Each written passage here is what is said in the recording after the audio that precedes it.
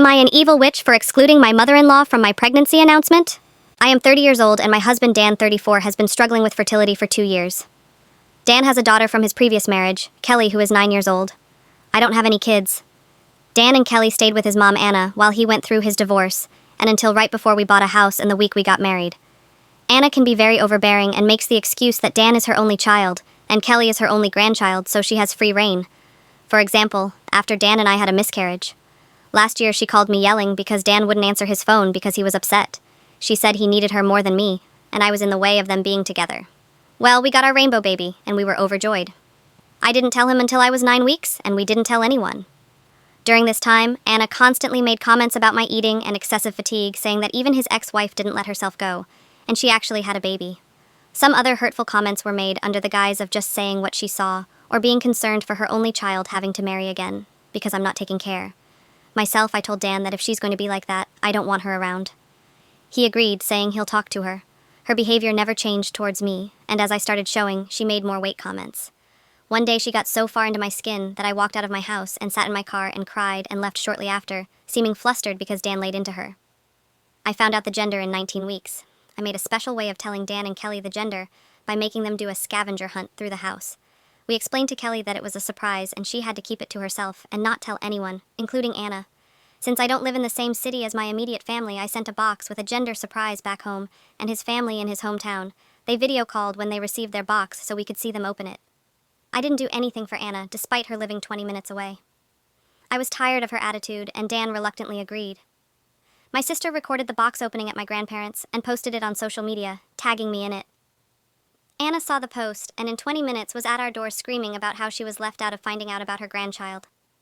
She said I ruined her moment, and that my baby would grow to hate me because of this. What do you mean? I'm pretty sure they'd have literally no opinion of this whatsoever.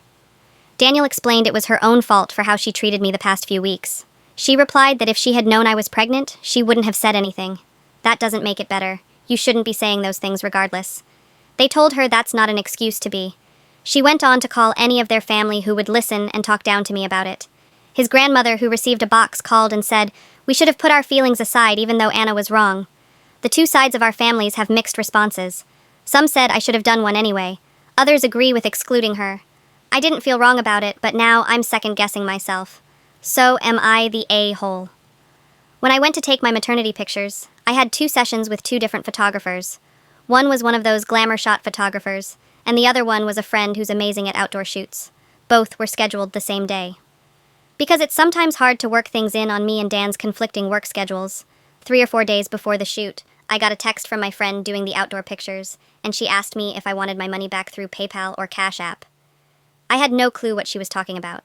She sent me a screenshot of an email that's similar to mine, but not me, saying I was canceling my pictures because I had lost my baby.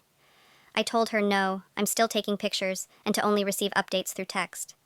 My gut told me to inbox the glam photographer and check in, and sure enough, he had gotten a similar email. I told him I still want to show up, and to only do updates via text through this number. Even the makeup artist who I use for my birthdays, engagement, and wedding got a cancellation email. I was fed up and couldn't believe someone would do this to me. The day the photo shoots, I get to the MUA studio and told her thanks for not canceling. She said some woman called her about an hour after she got my email and tried to book my exact appointment times even though she had other spots available. I asked her, but she wouldn't tell me because she couldn't remember the name. She said the woman came about 2 hours before me when we arrived at the glam photographer's place. Who else is there? But Anna, she is dressed in this prom-style navy blue sequin and sheer dress. She had a matching dress for Kelly and a shirt and pants for Dan. Then she threw 2 small baby blue dresses at me. My photo shoot colors were emerald green, nude, and white. I told her this, and she said that my outfits and colors were tacky. The photographer pointed out he set up for what he and I agreed with, and her outfit didn't match. She grew angry and stormed out. I apologized to the crew, and pictures went on beautifully.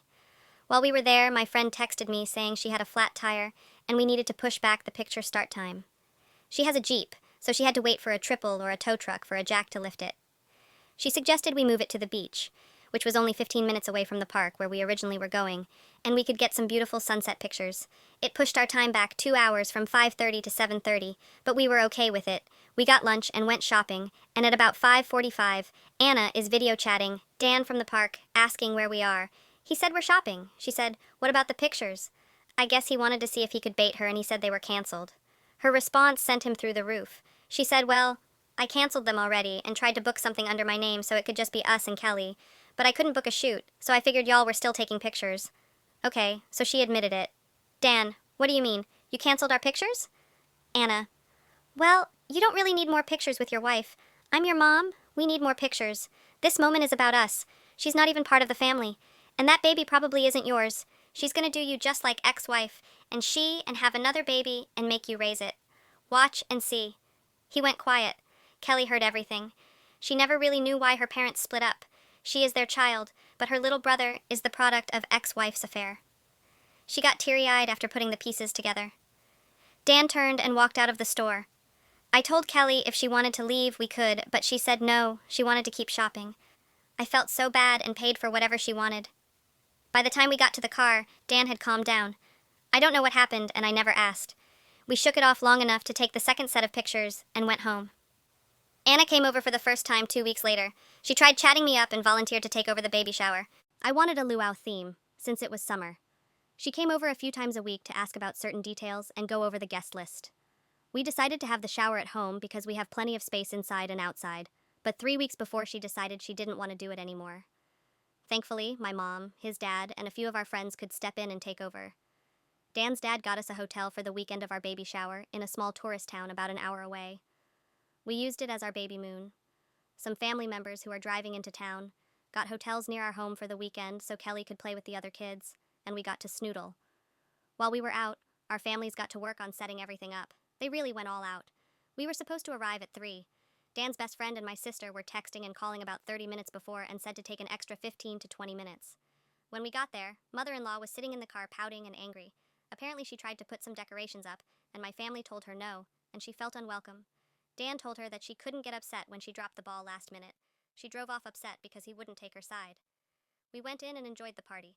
About an hour or so into it, Anna walks in with a maternity shoot dress on. The one where it's see-through with the ruffles and long sleeves with a train, and she didn't have on anything underneath but a thong and some heels. Thankfully, the kids were inside eating. Dan's dad and my mom started screaming at her. Why would she come like that? She said it was her big day and thanks for coming to her shower. Please pinch me like this has to be a dream. A huge fight broke out. My uncle and aunt went in to make sure the kids didn't come out.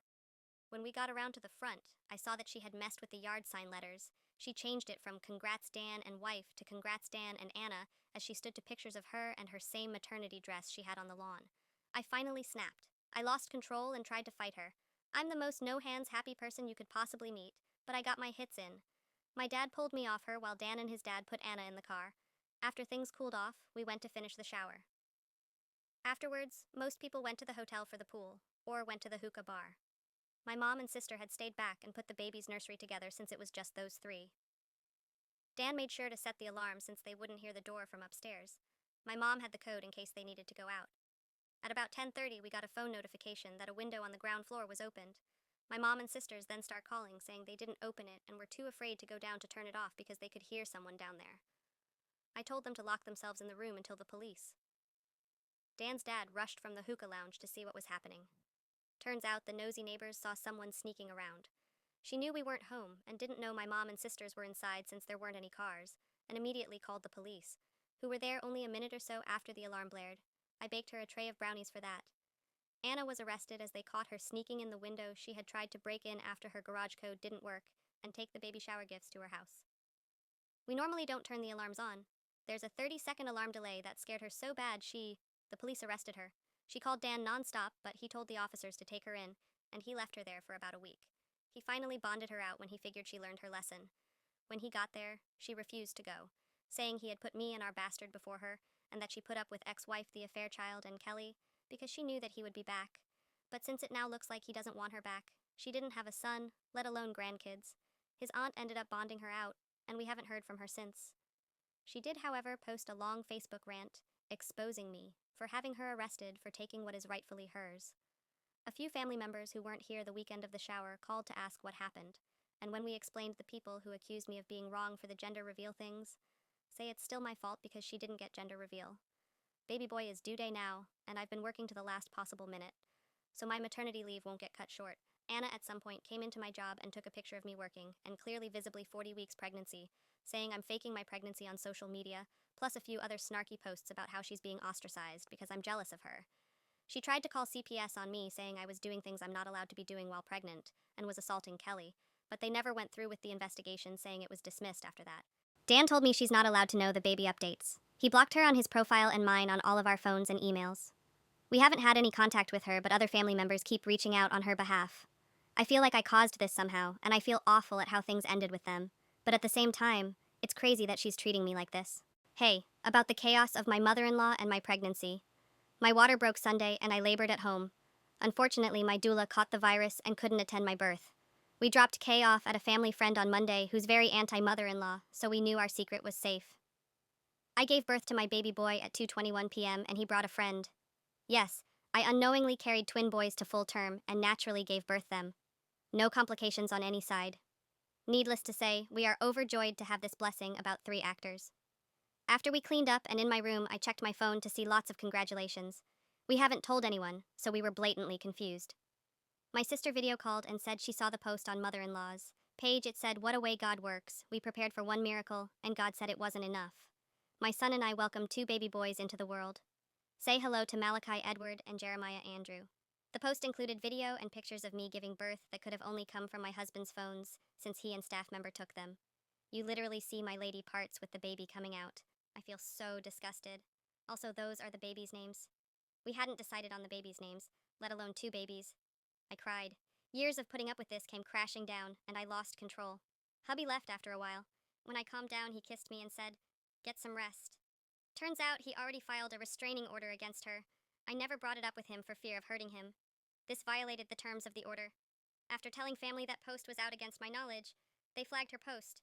Turns out she had access to his email on an old laptop or tablet and used it as means to keep up with us. That's how she got a hold of the post. I came home Thursday, and so far she hasn't shown up to my house. I'm deeply saddened, and now I'm afraid I'm going to have PPD because of the stress. Update. My husband asked for a paternity test. I have no idea why my heart hurts. I've been crying for days. He asked the day we moved into the new house. I dropped a box of plates, and they broke. Of course my twins are his, but he never gave me a reason for why he wanted the test done. They look exactly like his grandma. They have his toes, same frowns, same eyes as his dad. The only feature they have for me is hair, but only Z seems to be growing any.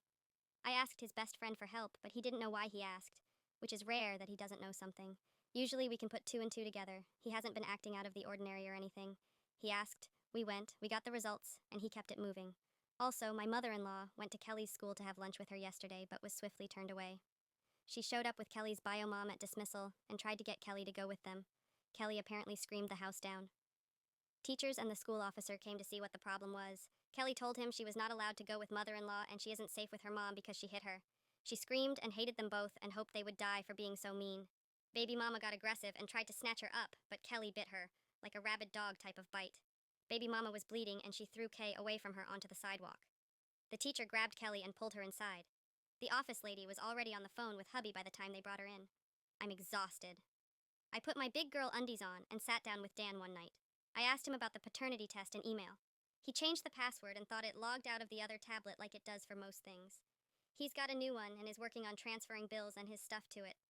He went up to the school and changed it in person to ensure it won't happen again. As for the test, he didn't question whether they were his. He got Kelly tested too. He's building up a folder to fully excommunicate Anna. She's a part of Kelly's original custody order. He's trying to get her taken off because she is still legally, as per his divorce with baby mama, has rights to Kelly. He is trying to collect all the info he can and put it together to take before a judge, even though we have a restraining order. He has to bring the information to court otherwise.